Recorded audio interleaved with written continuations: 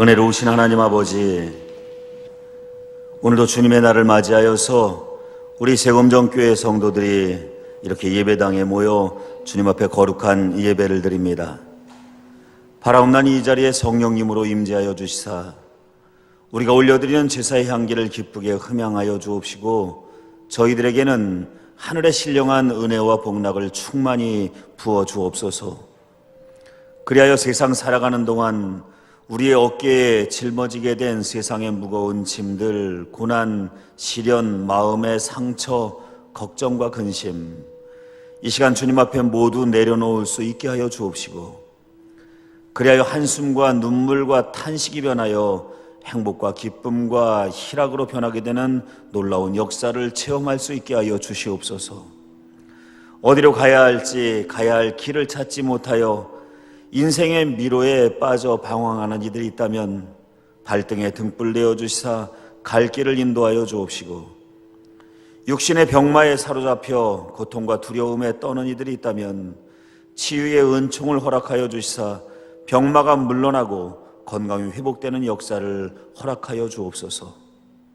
이 시간도 아름다운 찬양으로 영광 올려드린 찬양대와 보이지 않는 곳에서 예배를 위하여 애쓰고 수고한 모든 손길들 기억하여 주시사 은혜 위에 은혜를 더하여 주옵시고, 주님 주시는 복락 가운데 무엇을 하든지 형통하는 은총을 받게 하여 주시옵소서.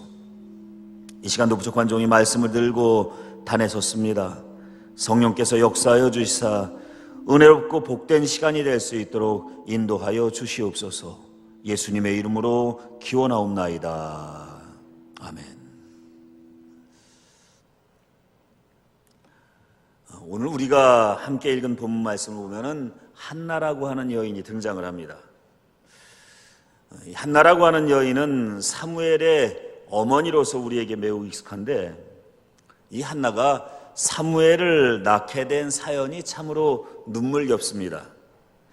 한나의 남편 이름은 엘가나라고 하는데, 이 엘가나에게는 한나 외에 또 한 명의 부인이 있었으니 그 부인의 이름이 브닌나입니다. 그런데 엘가나와 두 아내로 이루어진 이 가정에 한 가지 문제가 있었습니다. 그 문제가 뭐냐면은, 남편은 한나를 더 사랑하는데 한나에게는 자식이 없었고, 남편의 사랑을 덜 받는 브닌나에게는 오히려 자식이 있었다는 겁니다. 이 브닌나는 기회가 될 때마다 자식이 없는 한나를 조롱하고 약을 올립니다. 서로 간의 의가 두텁고 사이가 좋으면 가정이 행복할 터인데, 아마도 브닌나라고 하는 이 여인은 자신보다 남편의 사랑을 더 받고 있는 이 한나가 얄미웠던 모양입니다. 그래서 한나에게 자식이 없는 것을 꼬투리 잡아서 놀리고 조롱하고 격동을 시켰던 겁니다.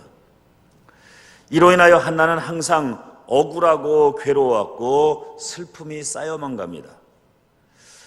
지금이야 시대가 바뀌어서 그렇지 않지만, 당시로서는 혼인한 여인에게 아기가 없다는 것은, 이것은 사회적으로 매우 큰 수치였다고 합니다. 때문에 자식이 없는 한나로서는 브닌나가 부럽기도 했고, 또 한편 그가 놀리고 핍박하는 것 때문에 마음속에 한이 쌓여만 갔던 겁니다. 항상 자식이 없음으로 인하여 한이 쌓여만 갔던 이 한나는 어느 날 남편과 함께 실로라고 하는 곳에 들렸다가 그 실로에 있는 성전을 찾아가게 됩니다. 그리고는 그 성전 문 앞에 엎드려 하나님께 기도를 드리기 시작합니다. 만군의 여호와여, 바라옵기는 제 마음속에 있는 이 큰 고통을 살펴주옵소서. 저를 기억하시고 저의 간구를 들어주셔서 저에게 아들 하나만 허락해 주시옵소서. 그리하시면 내가 그를 여호와께 드리고 삭도를 그의 머리에 대지 않겠나이다 하면서 기도를 드립니다. 그런데 성경을 보니까 이렇게 기도를 드리던 한나는 이러한 기도를 소리내어서 하나님 앞에 기도를 올려드리지 못하고 울면서 입만 벙긋거리며 마음속으로만 기도를 드리고 있습니다. 아마도 한나로서는 자신이 잉태하지 못하는 여인이라고 하는 사실을 남들이 알게 될까봐 그것이 부끄러워서 소리내어서 기도하지 못하고 속으로만 기도를 드리고 있는 겁니다. 한편 한나가 기도하는 곳에서 멀지 않은 곳에 엘리라고 하는 이 실로의 제사장이 의자에 걸터 앉아 있었는데, 그는 성전 앞에 엎드려서 기도하고 있는 한나를 유심히 바라봅니다. 그런데 가만히 살펴보니 그 여인이 눈물을 흘리면서 입을 벙긋벙긋거리고 있는 것이 기도하는 것처럼 보이지 않았고 마치 술에 취해서 주정을 하는 것처럼 보였던 모양입니다. 거룩한 하나님의 성전에서 여인이 술에 취하여 술 주정하는 모습이 결코 좋지 않아 보였던 이 엘리 제사장은 자리에서 일어나서 한나라고 하는 여인이 엎드려 있는 곳에 다가가서 말을 합니다. 네가 언제까지 이곳에 엎드려서 술 취해서 주정을 하려느냐. 이때 기도하고 있던 한나가 눈을 뜨고 자리에서 일어나서 엘리 제사장에게 이렇게 말합니다. 제사장이요, 나는 지금 결코 술에 취해 있는 것이 아닙니다. 저를 악한 여자로 여기지 마옵소서. 나는 지금까지 남들에게 들려줄 수 없는 나의 원통함을 하나님께 아뢰고 이것을 해결해 달라고 기도를 드리고 있는 겁니다. 이 말을 들은 엘리 제사장이 마음속에 미안한 생각이 들었습니다. 아, 그렇구나. 내가 그런 줄도 모르고 너를 핀잔하였구나. 이제 마음을 편히 하고 평안히 가라. 너의 기도한 것을 하나님께서 들어주시기를 원하노라 하면서 축원을 해줍니다. 엘리에게 축원을 듣고 돌아간 한나는 놀랍게도 얼마 지나지 않아 아기를 잉태하게 되었고, 때가 이르러 분만을 하였는데 낳아보니 아들이었습니다. 하나님께서 한나의 기도와 엘리 제사장의 축원을 들어주셨던 겁니다. 한나는 이렇게 우여곡절 끝에 아들을 낳았는데 이 아들의 이름을 사무엘이라 이름을 짓습니다. 드디어 아들을 낳은 한나는 자신이 낳은 그 아들 사무엘을 보며 얼마나 기뻤겠습니까? 이제는 더 이상 분인나의 멸시를 받지 않아도 되었고, 아기 못 낳는 여인이라고 하는 조롱을 듣지 않아도 된 겁니다. 자신의 생애의 가장 큰 컴플렉스이고 가장 큰 수치이며 가장 큰 고민거리를 해결해 준 이 아들 사무엘은 한나에게 있어서 그 무엇보다 소중한 보물이었습니다. 하지만 한나는 하나님과의 약속을 잊지 않았습니다. 오늘 우리가 함께 읽은 본문 말씀을 보니 한나는 세상에 그 무엇보다 귀중한 그 아들 사무엘을 하나님과 약속한 대로 젖을 뗀 후에 엘리를 찾아가 사무엘을 하나님께 바치고 있습니다. 그때부터 사무엘은 부모를 떠나 엘리와 함께 성전에서 자라나게 됩니다. 그런데 여러분, 이때 사무엘을 데려다가 성전에 갖다 바친 어머니 한나의 심정을 한번 헤아려 보시기 바랍니다. 한나가 살던 이 시대에는 자동차가 있던 시대도 아닙니다. 전화기도 있던 시대가 아닙니다. 뿐만 아니라 한나가 살고 있던 이 라마라고 하는 마을과 사무엘을 가져다 맡긴 성전이 있는 실로라고 하는 이 마을은 가까운 이웃 동네도 아닙니다. 오늘 말씀 23절에 보니 한나는 젖을 뗀 후에 사무엘을 데려다가 실로에 있는 성전에 가서 그를 하나님께 바쳤다고 기록되어 있는데, 히브리인들에게 있어서 젖을 뗄 쯤이란 낳은 지 30개월 정도가 지난 후를 말합니다. 다시 말해 한나는 사무엘을 낳고 30개월 만에 실로의 성전에 그를 데려다가 성전에 바친 겁니다.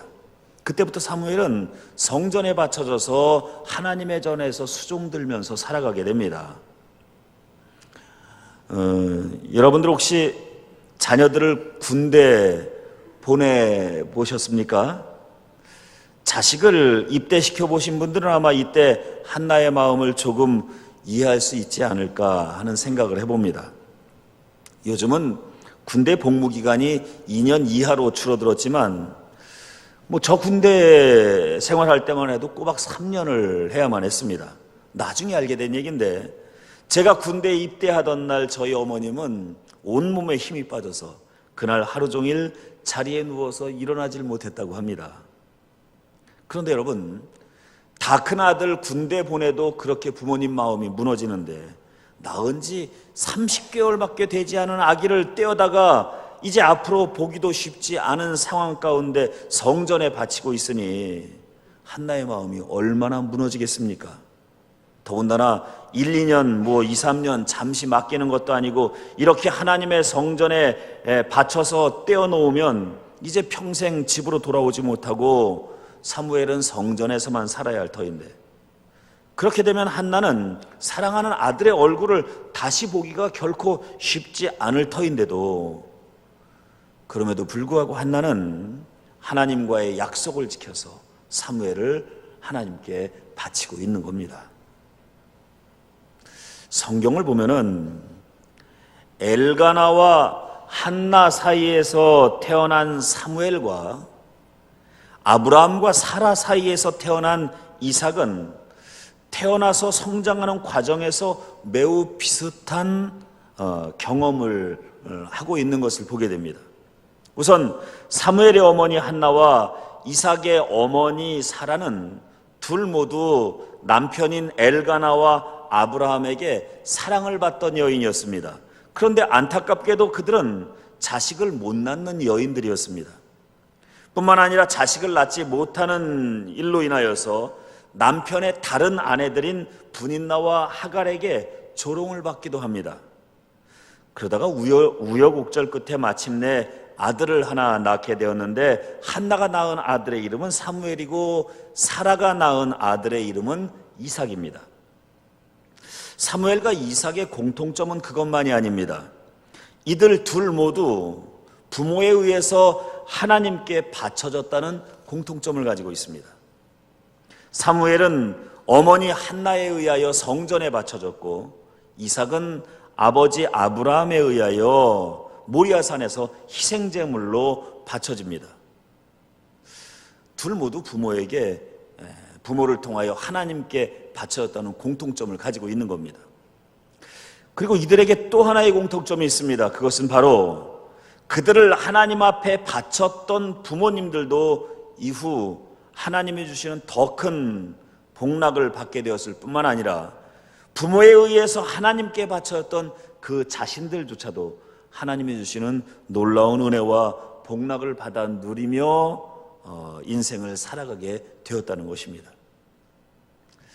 그들이 받은 하나님의 은혜를 살펴보면 이렇습니다. 하나님의 명령으로 가장 아끼고 사랑하는 아들 이삭을 하나님 앞에 바치려 했던 아브라함은 이후 믿음의 조상으로 불리게 되었으며, 그는 그 시대에 가장 큰 부와 명예를 누리며 살게 되었고, 그를 통하여 오늘날 유대교, 이슬람교, 가톨릭, 개신교라고 하는 세계를 지배하는 종교들이 파생되게 됩니다. 더욱 놀랍게도 그의 혈통을 통하여 예수 그리스도께서 이 땅에 오시게 된 겁니다. 뿐만 아니라 창세기 25장을 보면은 100세에 낳은 그 하나밖에 없는 아들을 바친 아브라함은 이후 6명의 아들을 더 낳게 됩니다. 아브라함만 복을 받은 것이 아닙니다. 아버지 아브라함에 의해서 하나님 앞에 바쳐졌던 이삭 역시 하나님이 주시는 놀라운 은총 가운데 인생을 살아가게 되는데, 그는 물이 금보다 귀했던 그 척박한 팔레스틴 땅에서 가는 곳마다 땅을 파면 물이 솟아나오는 축복의 사람, 기적의 사람으로 인생을 살아가게 됩니다. 사무엘을 하나님 앞에 바친 한나 역시 하나님이 주시는 더 큰 은총을 받아 누리게 되었는데, 어떤 은총이었느냐면은 하나님 앞에 그 무엇보다도 귀한 아들, 하나밖에 없는 아들 사무엘을 바쳤더니 사무엘상 2장 21절 이후의 말씀을 보니 하나님께서 그녀의 태문을 열어서 이후 3남 2녀의 자녀를 더 낳는 은총을 받게 됩니다. 뿐만 아니라 한나에 의해서 하나님 앞에 바쳐진 사무엘은 이후 민족을 짊어지고 나가는 위대한 민족의 지도자로 장성하게 됩니다. 여러분, 우리는 이러한 이삭과 사무엘의 인생 비교를 통하여서 한 가지 매우 중요한 신앙의 진리를 깨닫게 됩니다. 그것이 뭐냐 하면은 우리가 정녕 소중히 여기는 것들을 하나님 앞에, 하나님을 위해 포기할 수 있는 믿음의 결단이 있다면 우리는 하나님으로부터 우리가 포기했던 것보다 더 크고 놀라운 은총을 받게 된다고 하는 사실입니다. 아브라함이 100세에 낳은 아들 이삭을 하나님의 뜻을 받들기 위하여 포기할 수 있는 믿음을 보여줬을 때 하나님께서는 아브라함에게 6명의 아들을 더 허락해 주셨습니다. 평생 자녀를 낳지 못할 줄 알았던 한나가 아들을 얻어 이 아들을 하나님 앞에 바쳤을 때 하나님께서는 한나에게 3남 2녀를 더 허락해 주셨습니다. 자신이 가장 소중하게 생각하는 것을 포기했더니 하나님께서는 그보다 더 풍성한 복락을 허락해 주신 겁니다. 여러분들에게는 여러분들의 삶 속에 과연 무엇이, 어떤 것이 가장 소중한 보물입니까? 자녀입니까? 재물입니까? 아니면 시간입니까? 아니면 명예입니까? 사랑하는 여러분, 하늘로부터 오는 더욱 크고 놀라운 은총 가운데 살아가기를 원하신다면 여러분들이 아끼는 보물을 주님 앞에 포기할 수 있는 신앙의 결단이 이 시간 여러분들에게 있기를 간절히 축원합니다. 여기서 포기한다고 하는 이 말을 성경적으로 표현해 본다면 나의 가지고 있는 가장 소중한 것을 그냥 버리라는 말이 아니라 우리가 가지고 있는 보물을 하나님의 영광을 위하여 사용함으로 그것으로 하늘에 쌓이는 상급이 되라는 말씀입니다. 나에게 가장 소중한 것을 나의 욕심을 위하여 이 땅에 쌓아두지 아니하고 하나님의 영광을 위하여 사용하여 하늘에 쌓아두는 신앙이야말로 하나님이 주시는 더 큰 은혜를 체험하게 되는 열쇠가 될 줄로 믿습니다. 여러분들은 신약 성경에 등장하는 막달라 마리아를 기억하실 겁니다. 그녀는 예수님께서 죽음을 준비하실 때 300데나리온이나 하는 매우 값비싼 향유를 예수님의 머리와 발에 부어드립니다. 예수님 당시 한 데나리온은 지금으로 말하면 일용직 노동자의 하루 품삯에 해당이 됩니다. 그러니 300데나리온의 값어치가 있다고 하는 이 향유는 일용직 노동자가 1년을 벌어야만 모을 수 있는, 그래서 구입할 수 있는 매우 고가의 물건입니다. 그런데 막달라 마리아는 이 값비싼 향유를 예수님을 위하여 아낌없이 바쳤던 겁니다. 마태복음 26장 13절 이하에 보니 이 여인의 모습을 본 예수님께서 감동하여 제자들을 돌아보며 이런 말씀을 하십니다. 내가 진실로 진실로 너희에게 이르노니 온 천하에 어디서든지 이 복음이 전파되는 곳에서 이 여자의 행한 일도 함께 기념되리라. 여러분, 이 얼마나 고귀하고 영광스러운 축복의 말씀입니까? 여러분, 우리가 가진 가장 소중한 것을 주님을 위하여 포기할 수 있을 때 우리도 상상하지 못했던 더 놀라운 은혜와 복락을 하나님께로부터 받게 될 줄로 믿습니다. 그야말로 우리가 가지고 있는 작은 물통 속에 담겨있는 나의 물을 하나님께 바치면 하나님께서 그 마음을 기쁘게 보시고 강물과 같은 은혜로 바다와 같은 크고 넓은 은혜 가운데 우리를 인도해 주신다는 말씀입니다. 사랑하는 여러분, 우리가 가지고 있는 물통은 주님께 바치고 하나님께서 주시는 은혜의 바다 가운데 들어가시는 저와 여러분들이 되시길 간절히 축원합니다. 내일은 우리 민족 고유의 명절인 한가위 추석 명절입니다.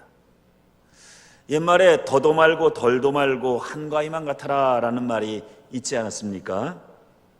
가을에 풍성한 소출로 인하여 풍요로움을 만끽할 수 있기 때문에 생겨난 말입니다. 그런데 여러분, 사실 이 풍요로움은 봄부터 여름 그리고 가을까지 땀 흘려서 농사를 지은 농부의 수고 없이는 있을 수 없는 일입니다. 신앙생활을 통하여 하늘의 신령한 은혜와 복락을 상급으로 거두는 일도 다르지 않을 겁니다. 마치 열심히 노력한 경주자가 우승이라고 하는 열매를 거두게 되는 것처럼 예수님의 희생과 죽으심이 부활이라고 하는 열매로 열리게 된 것처럼 우리가 우리의 가장 소중한 것들을 이 땅이 아닌 하늘에 쌓아두는 선한 희생과 포기가 하나님께서 주시는 더 큰 은혜와 은총의 열매를 맺게 해 주신다는 말씀입니다. 사랑하는 세검정교회 성도 여러분, 바라기는 오늘 말씀에 등장하는 한나와 같이 여러분들이 가지고 있는 최고의 가치를 하늘에 쌓아두며 살아가시는 여러분들이 되시길 바랍니다. 그리하여 마침내는 하늘로부터는 더 큰 은혜와 복락을 맛보며 살아가시기 바랍니다. 우리가 가지고 있는 작은 물통을 하나님께 드리고 우리는 하나님께서 주시는 은혜의 바다를 헤엄치며 앞으로의 삶을 복되게 살아가시는 저와 여러분 모두가 되시기를 주님의 이름으로 간절히 축원합니다. 기도하시겠습니다.